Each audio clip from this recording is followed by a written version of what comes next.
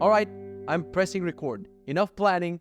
Before I start this podcast, I have a coda document for the day with all of my ideas. But I'm trying to structurize it in a perfect way, like I'm the person who's going to stick to a script. You know your boy goes tangents on tangents on tangents. So fuck it, I'll just press record.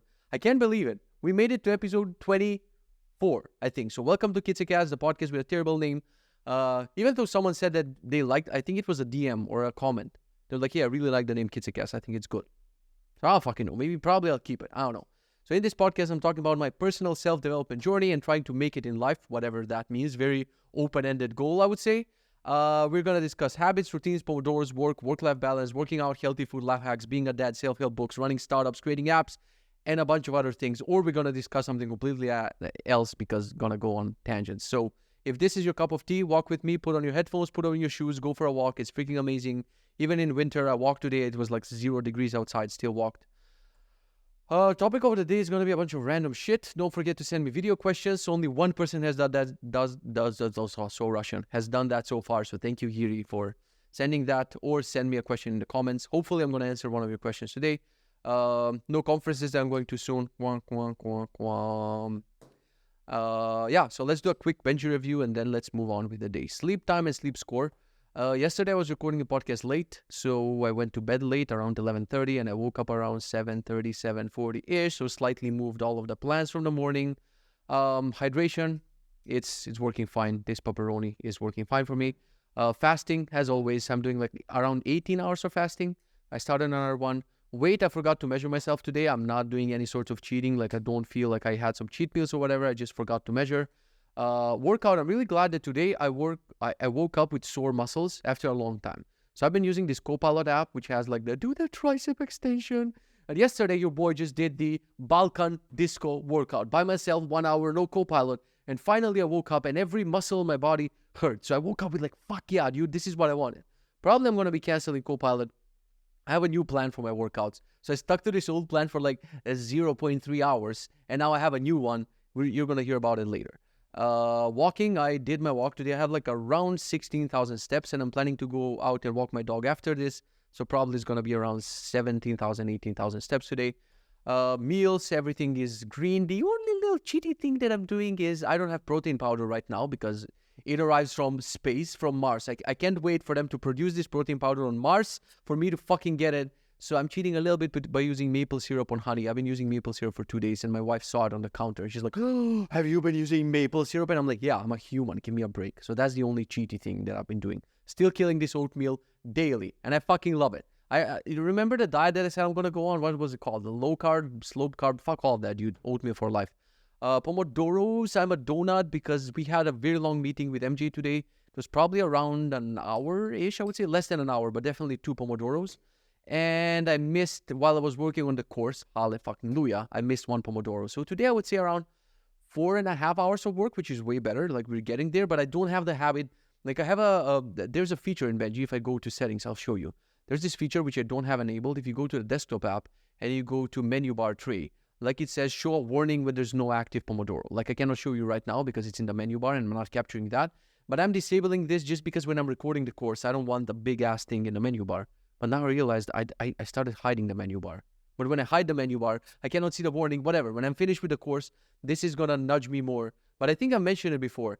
The more I see it in, so many things rhyme because I'm Lil Wayne in the last couple of sentences, right? So the more you see this in your menu bar, the more you ignore it. So at first it was like, God, what are these tomatoes doing? Oh yeah, I need to start a Pomodoro. Now I just don't because I got used to looking at it there. So I guess in order for me to start using Pomodoros properly, I need something to block my screen and say, hey, donut, start a Pomodoro. Maybe we should change tomatoes for donuts finally, have a new Pomodoro technique. Anyway, habits. Let's look into habits. I hope I checked everything for today. And by checked everything for today, I mean that there's a lot of unchecked things. It's not bad. It's not bad. Trust me. Let's just close this sidebar. When you look at it this way, it looks nicer. It's not that red. So I fucked up no social because the iPad is now unblocked. I fucked up eat breakfast mindfully because my wife was not around. So the iPad was around. It's my new wife, basically. I clean my face, but I just don't like, I cannot fit moisturizing anywhere in there in my day. I hung on a bar, did my plank and everything. So that's great. Night routine, we don't talk about it. Afternoon, I have solid hours of coding today. I don't know how many. I'll try to look at them right now and tell you how many hours of coding. It's better than 0. I was on a bad streak of 0 hours of coding, but today I was working on the course. And let's see what Uncle Waka Time will say. I'm using this plugin called Waka Time. That's WAKA Time, which is tracking how many hours of coding you're doing per day. And if Waka Time can move and tell me how many hours I have, that would be freaking nice. I think Waka Time is still loading, so I'll just go to the, 1 hour and 56 minutes. So 2 hours of coding. And this doesn't count the time that you spend in a browser. It just counts the time literally coding. So you can always add like half an hour or an hour to that. So I'm happy that I'm back to this a little bit. And the anytime routine, as you can see, everything is great. It would have been golden if I had protein shake at home. I don't, because I'm a donut. So it's not golden, but way better than yesterday.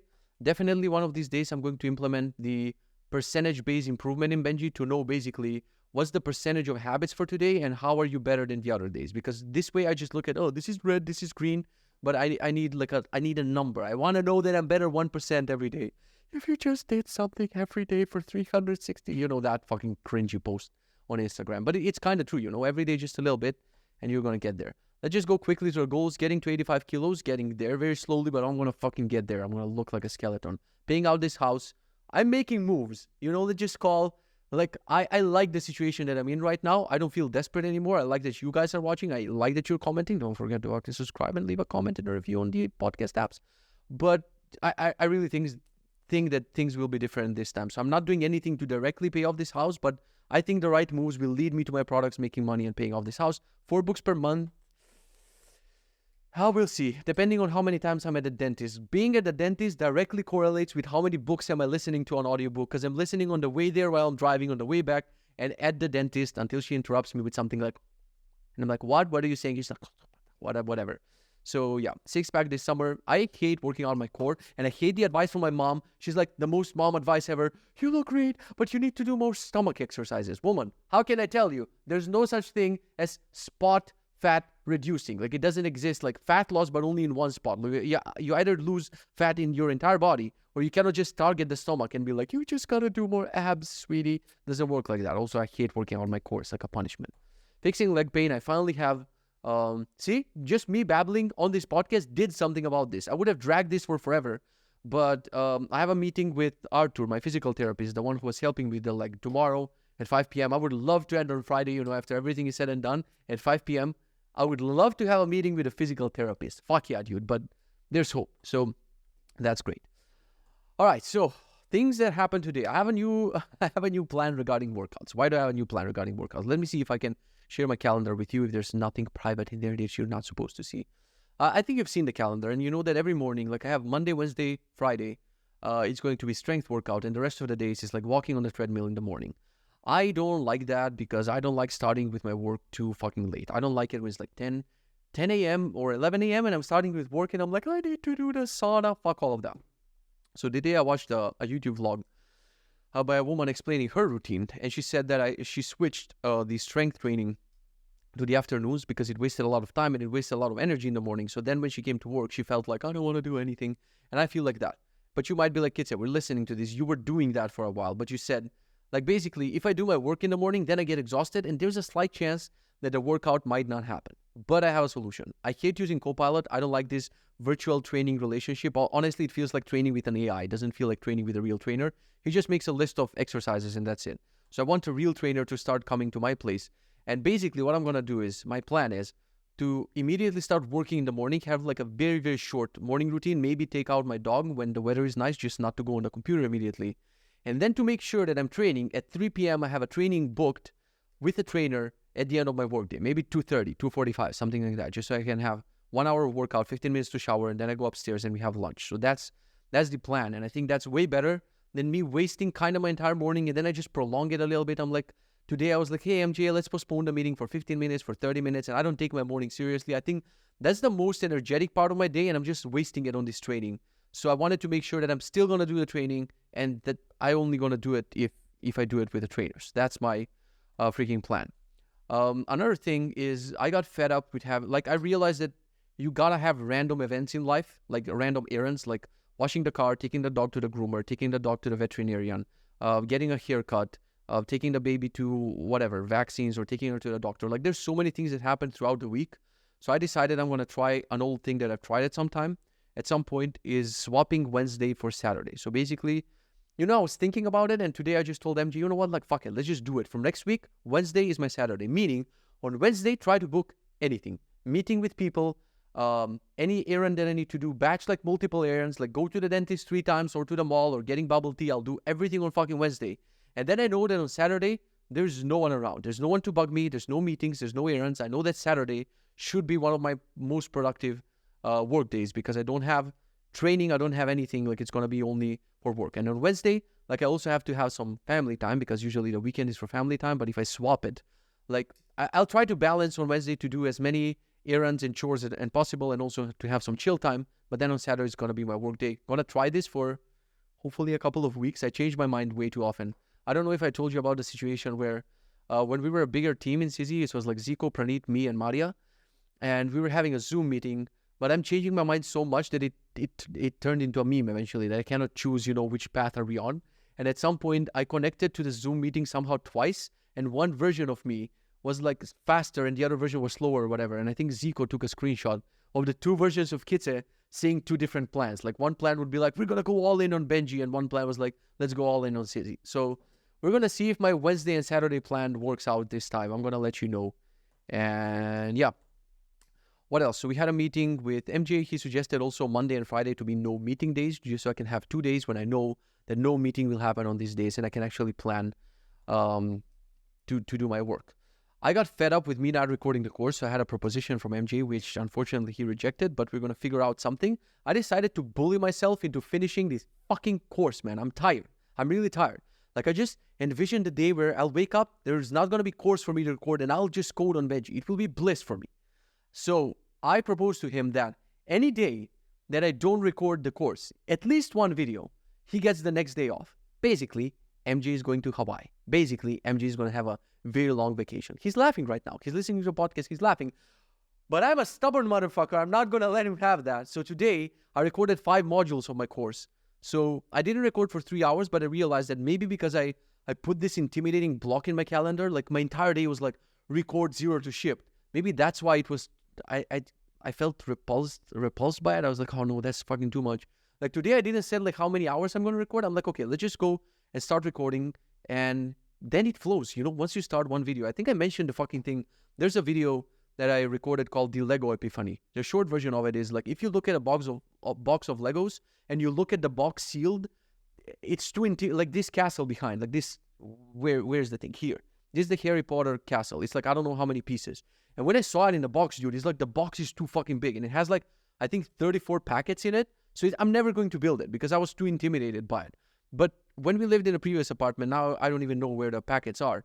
Like, I decided, okay, how about I just, open the box and I take out to count how many packets are in there. Packets, nylons, whatever you call those things. So it's grouped and numbered. So I'm like, okay, it's that many. How about I move everything aside, like move everything, and don't care about how many of them are there, and just open one of them and drop the blocks on the table. Okay, now it's easier. And then I was like, let me connect 2 blocks, one with the other. And that's what I did. And you can already get where the metaphor is going. Like, I see this pattern with everything in life. Like, it's very hard to fucking start the thing. And I would have the problem when I would finish one Lego, I would take way too big of a break before starting another Lego. Side note, I'm listening to a My First Million podcast, and Sam, who's also a dad of a girl, and he's older than me. I think he's around 35. He also got into Legos. And I'm like, fuck yeah, there's dozens of us, dozens of people above 30 doing Lego, because it's a very relaxing, mindful activity. You put your mind on something else, and the only thing you have to do is follow brick by brick. Usually it's not like that with other things in life. Like, it's very complex. Like, I don't know, launching a course. It's not like brick by brick. It's like too many things that you need to do. Anyway, back to the topic of the Lego. I would feel intimidated by the next box. So I got into a habit. When I finish a box, I don't let the other boxes stand on the shelf. I just take one packet from the next one and I put it on a table and I drop the things. And if I have time, I'll just group them by color. So next time when I pass that table, I'm like, oh, I can do this, because it's like way too easy to jump into that. So a metaphor for this, like a parallel here, can be like an option that I want to add in Benji is to break down your tasks with AI. Basically, the AI will go through all of your tasks and it will tell you, hey, this is not actionable. You need to break this down into subtasks.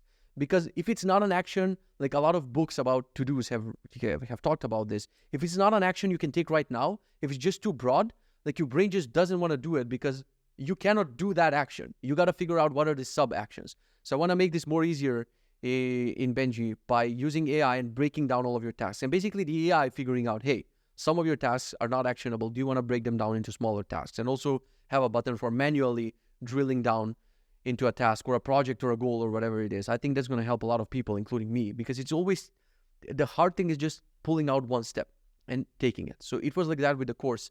Like a lot of times when I took break from recording the course, it was all about recording that first video. When I record the first video, like it flows and I can record and I can record and I can record and it's fine. So today I recorded like 5 modules and I'm going to tell you the calculations that I made. I put some calculations in here. We have these techniques log in 0 to shipped. So basically, yeah, it's like that. I'm going to even try to share my screen here.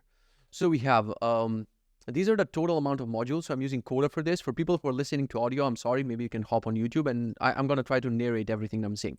So we have total 158 techniques that I'm planning to cover, and then I'm promised people that I'm going to cover in the course. Like I can always scale my promise back. Like there's some things in super extra here, like desktop apps and mobile PWAs and AI integration. I can always be like, hey guys, I give you most of the course. I don't need to give you framer animations and whatever. But I'm not that person, and unfortunately I'm going to push it until the end. And everything that I promised is going to be in this course. Even though I think it's not going to matter for most of the people, they're not going to make it to these chapters. So right now, for people who are asking me, when are you going to finish the course? It's basically finished. I'm just adding the extra and the bonus parts. Anyway, so I finished 87 modules so far, but I haven't finished 71 modules. So I'm 50% done with the total of the course. And I made this Coda formula. This is why I like Coda over Notion. Like in Coda, you can go anywhere in your document, you can press equals, and suddenly you can type in, you can add formulas, calculations, whatever you want. You can add these sliders. Like I'm going to do this, and I can type slider, and suddenly I can do this slider, and this slider can control my tables or whatever. So for a programmer, it feels very like I can build mini apps.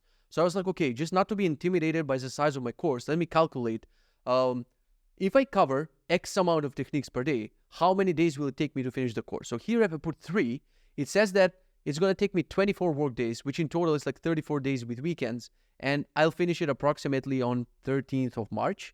And I'm like, okay, let's crank that up to 5 modules, 5 techniques per day. So that way I'm going to finish it at the end of the month. So this is literally the same days my in-laws are coming. It's the same day. So I like this as a goal. I'm like, okay, I'll finish it because last time they were here, I had the opportunity to work more because they were helping with things, but I'm a donut and I didn't finish it. So this time I want to finish it before they come here. The problem is for a lot of these things, a lot of these modules in this course that you see here, it's like they're very hard to get into. There's not like, you cannot easily jump into coding them. For example, setting up Mailgun DNS with DNS with Namecheap or whatever.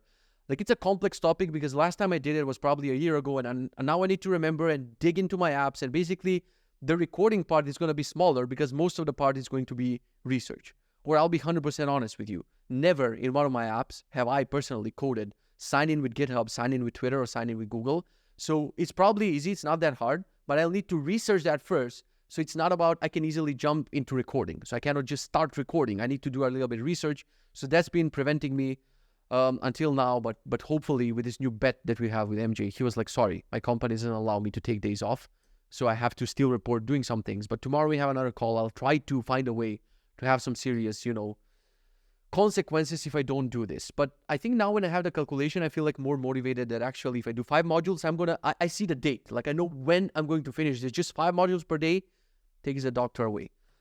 So yeah, hopefully by the end of the month, the course will be done. And from March, we're going at it, boy. What else? I feel weird that my email is just cleared all the time. Like, as I told you, I gave MJ access to all of my emails, everything that we order online, like whatever, everything, he sees everything and I don't care. But it's weird when I'll check my email from time to time and I just see a couple of emails assigned to me. I don't see the spam. I don't see the customer issues. Like he's dealing with everything magically. So MJ, you're watching this, I know. And by the way, I didn't put it as part of our contract with MJ to force him to watch this. Like this is optional. He started watching it on his own. I appreciate that because I'm ranting and I'm telling about a lot of my problems about work and life and whatever, and instead of wasting a meeting on this, like he can just watch this, probably speed it up, and he can get a lot of things, but it's totally voluntarily. So I want to say that as someone who usually nitpicks and see the negative side, like I want to see the positive side of so far having MG in my life. You've helped a lot, so thank you, and I see our collaboration is getting better and better and better. I'm learning more to give a little bit better feedback to people because I realized, like a couple of days ago, I had the call with Edu, who started working on Benji again. And he asked me, he was like, hey man, like you mentioned in your podcast that you're not happy with your contractors and yada, yada, yada. And I'm like, why am I a piece of shit like this? Instead of, because what happened with Edu is, of course, I was busy with things and he would ship code. And instead of me telling him what I don't like about the code, instead of me reviewing that PR, I would be like, LGTM looks good to me, fuck it, ship, merge. And then I would look at the code, especially from two different contractors who are both new to the stack and to all of this. And I'll allow them to merge everything and I'll look at the code and I'm like, oh, I wanted this differently. Well, you had the chance to say that you wanted it differently. You don't. So I'm horrible at feedback. And now that you told me this, I was like, you know what? I was terrible at giving pull request reviews because I feel that I'm bothering people. I don't like leaving comments on people's code. I'm like, oh, I don't want to be that guy, like I'll leave a semicolon or whatever. But a lot of times it's for important things, or a lot of times it's for code they don't know how it should be written. They don't know how I would write it, and it's on other parts of the app have that code. So basically, I don't communicate that with them. And a lot of times I find myself expecting for people to read my mind. So I'm fucking that up, and I'm going to try to be better. Regardless if it's a code review or giving feedback, I'll try to be better because I have this thing, and it's coming from like my family. We are like that, unfortunately, which is a bad trait, and I'm trying to eliminate it from my life because for the longest time, whether it's with my wife or with family or whatever, like we have this trait. When you don't like something, you don't say it, but you just change your face. This is the worst personality trait to have ever. Like you just change your face and you start spreading negativity instead of just saying plain and simple, hey, I don't like this. Let's find a solution about it. This is that simple. That's how normal people communicate. I won't like something, and probably because I don't know how to find a resolution or it's like too complex or whatever, I'm like, and I'll start making faces. So it is the worst toxic trait to have. I hate that word toxic, but it is. It is. It's better to tell people, hey, I don't like what you did. I don't like this code. I don't like how you prioritize your day. I don't like this and that. Please change it in a way. I mean, you can be positive the first 2-3 times. If someone, of course, doesn't do something for the 50th time, you're not going to have the patience to be positive. But it's very dick to be like, okay. And then just to make a face, and then people need to decipher you and be like, what is wrong with him? Why is he like that? So I'm going to try to change that. And I realize the more honest and positive, like I need to learn to frame my feedback more positively, because when people are good, like for example, all the positive things that MJ has brought to my life or Edu with the code or whatever, like I just merge their pull requests and I expect more immediately. I'm like, give me more. Like, that's not enough. I'm not like, hey, that was an amazing job. I'll just leave a thumbs up on Slack and I'm like, that's enough. Because I'm a terrible people communicator. Like I'm not supposed to have this role. I think I mentioned this before. When I was talking to the person who recommended MJ, like she was like, you gotta learn in life to be more. That's not Twinkle. That's like someone else from Athena.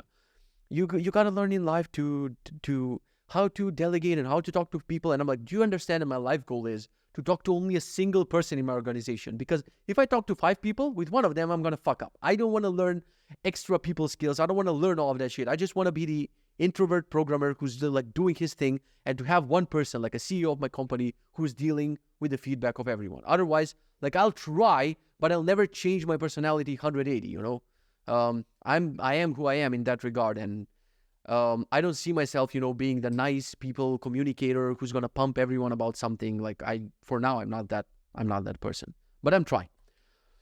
So, what else did I wanted to mention today? I was recording a bunch of SOPs and writing SOPs, standard operating procedures for MJ. So from today, I'm delegating the podcast to him, because sorry for yesterday, I fucked up the episode. Because remember when I said, OBS is complaining about something? OBS was complaining that somehow my computer got slow for whatever fucking reason, and the recording was choppy. So I was about to upload the video with the choppy, half of the video was choppy, when MJ texted me on Slack, hey man, do you know that the audio is cut off? And then I'm like, audio is cut off, video is choppy, I'm not doing this anymore. So anytime OBS is going to warn me, I'm going to stop this and start a new recording, just not to get into a situation again. But I also decided that, I'm taking these minutes for granted. Like after this podcast, I have to take like 15-20 minutes optimizing audio, doing this and that. And then in the morning, I also take 15-20 minutes, probably more, 30 minutes, doing thumbnails and shit. So today we had a long call with MJ, I explained everything. I wrote everything as a procedure, how to do a thumbnail, how to do this, how to do that. And from tomorrow, he's going to take care of that. So we spent a lot of time on that. I had a short call with Zico. I had some questions and opinions about whatever. I don't want to make this a programming podcast or rant, whatever. So I don't want to bore you with technical details. I had a question. He shared his screen. He's not using CC for development, even though he worked on CC and he has a CC license. He had Arc open with localhost 3000. I asked him what the flippity fuck is wrong with you? And he was like, well, CC starts slow. And I'm like, do you know what else starts slow? Photoshop, Adobe Premiere, Adobe After Effects, Figma. Because it's a desktop app. It's doing more than a website. You don't. But you started at the beginning of your workday when you're planning to work on programming, and you quit it at the end of your workday when you're done with programming, and then you go back to the other browser, whatever the fuck it is. Anyway, makes my blood boil. Fucking Zico. But he's helpful. He knows a lot of shit. Fucking guy. What else did I do? I switched to Perplexity. I don't know if you've heard of Perplexity, but basically I had a couple of Google searches that ended up in nothing, and Twitter all the time is like, you should try it's so hard to say, Perplexity. So I was like, fuck it, I'll try this. And I posted, go on my Twitter, twitter.com/thekitze, and I posted a bunch of screenshots, what Google gives you as a result when you ask a question. Like for Google, you got to know Google foo, right? You got to know which terms to put in. And your fucking word, man, Perplexity. Like my grandma is never going to use it because if she tries to say it, she's going to get a stroke. Change your name, Perplexity. Call it Moogle or something, something that my grandma can say. Fucking Christ. Speaking of my grandma, side tangent. Like I had a call with her. I don't know if I mentioned this on a podcast. Poor woman. She's watching YouTube on her Android tablet and she's watching recipes and shit. And I'm like, how's your friend going? She calls it my friend. And I'm like, how is it going with your friend? And she's like, I started to hate, watching videos. And I'm like, why? What happened? She's like, all of these titles, like, this is the last recipe you'll ever need. Or like, if you don't watch this dumpling recipe, what do you do? And the poor woman, like, she doesn't know that it's clickbait. And she falls for the titles. And she's like, the dumpling recipe was nothing special. I can do better dumplings. I'm a grandma. Don't fall for these fucking titles. It's called clickbait. How do you tell this to an 80-year-old woman? Don't clickbait, for fuck's sake. Be like this podcast. Zero clickbait so far. No faces. No, you'll never believe. I died and resurrected. I think it's no clickbait so far. You roast me if I'm doing clickbait. Please call me out. Another side tangent. I had a call with a friend. Shout out to my Voyo. We had a long call today. And it's not only him. A lot of people have asked me about the views and what are your plans for the podcast and how are you planning to optimize it. Understand this, that all of my products so far, Sizzy is built for selfish reasons. I need it for myself. All of the features we prioritized for Sizzy, like unfortunately we ignored a bunch of customer shit because I wanted some things. I need them for myself. Benji. What am I building Benji for? If I was optimizing for customers, I wouldn't have built packing features and tracking sauna and whatever because nobody needs that for now. I would optimize, there's like probably 200 open issues about Benji. But I'm optimizing things for myself and I'm hoping, that other people will like the outcome. Same for this podcast. Like, I don't expect, you start a solo podcast, first of all. Second of all, you do it daily, which is like overwhelming for a lot of people. Like my wife is watching the podcast, but she cannot keep up with all of the episodes, even though I find it very sweet. When I go upstairs, it's her only free time in the day and she'll be with tea. And I'm like, sorry, we didn't have time to. And she's like, it's fine. I'm watching your podcast. And I'm like, I'm sorry. It's like, we're still spending time in a way, So some days that happens. And I find it very sweet that after all my rambling, like we're together at breakfast and lunch and we spend time in the day, she still voluntarily wants to listen to me on a podcast. Like that's marriage material. I'll marry you again. I don't know if she's listening. But now it's hard to come back to what the fuck was I talking about? Perplexity, Google, meeting. I need to pause. Oh, yeah, I'm back. So, basically, I also did this podcast for selfish reasons. I was just fed up with myself. I never created a podcast with like, this is going to bring me to the top of the YouTube charts. You see what's happening with all of these YouTubers. Everyone is quitting because they got burned out by having to satisfy the audience all of the time. Like they had ideas maybe for 10 videos, 15, 30, 50, but when you got to make 100, when you make this your job, your source of income, like you need to clickbait, you need to do the thumbnails with like, oh, you'll never believe whatever. You need to create drama and bullshit. I don't want to go in that route. Like it's exhausting. I can already see how that is exhausting. So I decided for myself, I need people to hold me accountable about certain things. And I created this for myself. So I'm not going to optimize it. I'm not going to measure the views. I appreciate your comments because it's not about feeding the algorithm. It's about you literally give me solutions. Like I couldn't find baby carrots. Someone was like, hey, here's a link to baby carrots. And I enjoy this. I don't know for how long I'm going to do it, but I definitely don't expect it to do miracles on my channel. I'm grateful. Like I think I got a couple hundred extra subscribers or whatever, but I'm not expecting a solo podcast from literally a nobody. There are solo podcasts from stand-up comedians who are like very popular. They still get a couple thousand views. So I don't expect this, to blow up. But I also have to think like Bill Borg has been doing his podcast for probably, I don't know, from 2008 or something like that, or maybe even earlier. And he got popular in the last couple of years. So I'll just keep ranting until I have the stamina to do this. If it's only 30 minutes in my day and now I can press done, and I move on with my day, I'll keep doing it. We'll see if it's going to stay on this channel or move to another channel or be audio only. For now, I enjoy it and I don't give a fuck about the metrics. So, yeah. What else was I saying? Perplexity, something. Then I started using Perplexity and it gives you better search results than Google. So I started, for the first time in my life, I changed my default search engine in Arc from Google to Perplexity. I don't like that it takes a couple of seconds, but when you ask it just a generic question, it just comes up with better answers than Google. In Google, you got to tweak your freaking thing. I also installed the Raycast extension, and we'll see how long it's going to take for me to freaking remove this thing. But for now, I like it. I have a meeting with a designer soon for landing pages. I'm really looking forward to it. If the first result is good, I'm going to pay her to do all the landing pages, like Kitze.io, Benji.so, Glink. What else do we have? Sizzy. Probably is like that meme of what was that show called? 2.5 Men, where they're forgetting about the kid on the playground. And I'm probably forgetting one of my biggest things, but whatever. I'm gonna revamp all of the landing pages soon. And I think yesterday I mentioned Tailwind, and a lot of people are like, oh, I thought you said you hated Tailwind. One of the reasons I forgot to mention why I would do Tailwind for my landing pages, I want to make a bunch of reusable components, because all my products are similar. Like I have, no matter how the landing page is designed, like the structure will be similar, like the engine of like, we want to show off some features in different sections, whatever. So I want to make that reusable across landing pages. Like if we do it with Framer or whatever, it's going to take like doing it from scratch every time. I'm not sure how Framer is reusing components across things. Maybe it does. I have no idea. But I'm open to start, even though I don't like Tailwind for apps, I'm open to start using it for landing pages. Maybe not me. That's the second reason that I forgot to mention yesterday is like, it's going to be way easier to find Tailwind developers than it's going to be easy to find Mantin developers, for example. Because if I say, hey, I have these 5 landing page designs and I need someone to convert them from design to a Tailwind page, you're going to find a billion people. But if you're like, I need developers who can do this in Mantin, but not the latest version 6, you're going to find 3 people. Me, myself, and I. Those are the 3 fucking people. What else did I want to say about the Tailwind? I don't know. Thoughts just went places. 32 minutes. I didn't get to answer the question. Jesus, every time I think I have time in this podcast and I just fill it with 30 minutes of material. So I will leave this for another time. I also have a bunch of other things. I'm going to give you the content for the day because yesterday the podcast got cut off and I didn't say any of these things. So let's go rapid fire content. For book, I want to mention something here. I realized that I don't have my reading habit because I'm going to pick a book that's either too complex, like the book. I abandoned the book right now, which is called Abandon.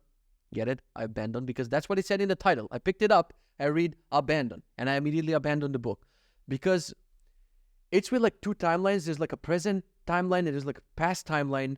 And the other problem is like it's complex in that regard. There's too many characters and I did too long of a break to continue the book. Now, if I go back, like I don't know even in which timeline they're going to be talking about. What were the characters when they mention all of the names? I'm like, what the fuck is happening? And that makes me not want to pick up the book at night. So I decided I'm going to look at this bookshelf and I'm going to figure out maybe this wasn't the part that got cut off from yesterday's vlog, whatever. If you already heard this yesterday, just skip it. Fuck off. I was trying to look at the books here, but most of them I've read them or they're too complex. Like we have Dune, we have Lord of the Rings, The Hobbit, Game of Thrones. Like all of them are like this big. Too complex. Some of them written in like older language with too many fucking weird words that I don't know, and it's not a Kindle that you can look up a word. So it makes the reading habit exhausting. So I figured this out. How can I make my habits easy? In order to get to the reading habit, I gotta find a simple book. And I'm even open to going back. It's not going back, but just young adult book, like the category young adult, sometimes has amazing gems, and it doesn't mean that it's only for young adult. Like I think Harry Potter falls in the group young adult, but you have actual old ass adults who are 60 years old who are rereading Harry Potter. One of my favorite books ever, my favorite trilogy ever, which falls in the category of young adult, but it's freaking amazing. HBO even made a show about it. It's called My Dark Materials. It's called His Dark Materials. Way better than Harry Potter. Sorry, Hermione fans. Sorry, I'm a Ravenclaw. Shut up. His Dark Materials, the book, is one of the best trilogies, best books, best fiction I've read in my life. It's fucking amazing. Love it. So yeah, it was simple to read. It wasn't that complex. I mean, it's not a children's book, but it's simpler to read than like something like Game of Thrones. So now I picked up Agatha Christie, however you say her name, because I've read I read one of her books when we were on vacation. I'm like, holy shit, how did I miss out on this type of books? Like murder mysteries, whodunits, they call it. Have you heard of this word? Whodunit? Like it's one word. Who done it? So I fell in love completely with this genre. I ordered a couple of books from Anthony Horowitz, also freaking amazing. I think 2 books. He has 2 popular books, freaking amazing murder mysteries. And then I went into Agatha Christie, and I'm like, holy shit, there's a reason why she's the GOAT. Like, these books are God knows how many years old. They're easy to read. They're amazing. One of my favorite ones is called And Then There Were None. It's like horror-ish, mixed, like it gives you a creepy, uneasy vibe, especially when you read it at night. And it's definitely an amazing fiction book. So I found an unread book from her on the shelf. I put it next to my bed. We'll see if I'll get back to my reading habit. But now, when I look at the book, I'm like, okay, there's something simple there. I can just go back to my reading habit. Anyway, just a tip maybe is going to help you. Maybe you're reading 2 books that are too complex, too big, too whatever. Movie, Memento, an old movie by Christopher Nolan, I think. Definitely you should watch it. It's fucking mind-blowing. I should rewatch it. TV show, Arrested Development. If you haven't seen the first 3 seasons, it's one of the most hilarious shows ever. That meme, there are dozens of us, comes from Arrested Development. Don't look at the other seasons. Seasons 1, 2, 3 are freaking amazing. One of the best comedies. Game, I'll give a shout out to Overcooked because it's the game that's going to test your marriage. If you manage to finish this game with your wife, you're going to stay together, or with your girlfriend, or with your partner, whatever. My wife has a funny theory about games, which is stuck in my head. We got to the final boss, and we tried to beat him 1 to 2 times. And she was like, what's the point? We kind of beat the game because after the final boss, there's nothing. This blew my mind. I'm like, I kind of hate that logic, but it also makes 100% sense. 100% sense. Like, I'm playing Hades right now. I've been through all of the things. I got to the final boss, and I got him at like 20% health bar. What will I achieve if I finish it? Like, he has some internal satisfaction, but she also has a point that you beat the game. Move on. Oh, pause for water. Final thing is music. So I'm going to give a shout out to this artist called NF. Eminem called him an effing recovery clone. An effing recovery era clone of me. So it was like a slight diss in one of Eminem's songs. But this guy's awesome. I like the topics he's rapping about. He's rapping clean. He's not swearing. And still, for me, he's like, I wouldn't definitely put him on like top 10 or top 15 list, but he's like really, really, really good. And he has a song with a music video, which is an absolute banger. I wish I could leave links. I wish I wasn't a lazy fuck. Maybe MJ, you can help me with this. Anytime I mention this, you can find the links and you can just put them in the description or in a comment, and then I can pin it. So the song is called Time and the video is called Time. If you've been through a breakup recently, definitely don't watch this music video. It's going to tear you apart. The music video is very emotional. The song lyrics, unfortunately, I identify with them 100%. Like, they cut to the core when you read this shit about like being too obsessed with your thoughts and with your work and this and that. Like, it's a fucking amazing song. So NF, shout out to NF and the song Time. He's definitely watching this. He's nodding his head right now. He's like, yeah, thank you for shouting me out, Kitze, on the Kitze cast, right? So I think that's it. Donuts, thank you very much for watching. Join our Discord, follow me on Twitter, do all of the things, do the homework, do your to-do list, or do whatever the fuck you want. Thank you for listening. Who's the singer of Chandelier? See ya in the next one.